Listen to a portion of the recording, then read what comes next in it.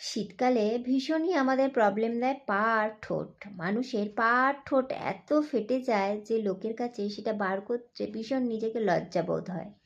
তবে আমি ভিডিও করে দেখাচ্ছি না, জাস্ট মুখে একটা টিপস বলছি, করে বলো কার কতটা উপকার হলো। নারকোল তেল নেবে, নারকোল তেলের মধ্যে মোমবাতি দুটোকে একসাথে গরম করে গলিয়ে নেবে।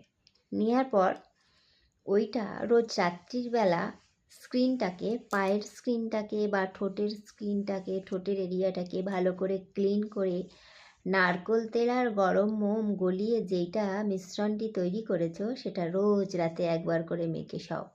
সকাল থেকে কোনো ময়শ্চারাইজার লাগবে না, দেখবে পাটা আর ঠোঁটটা শীতকালে বড় সমস্যা থেকে ভীষণই মুক্তি পেয়ে গেছো। এটা আমি করি, তোমরাও করে দেখো। দেখতে পাচ্ছ তো আমার ঠোঁটটা কিরম ক্লিন।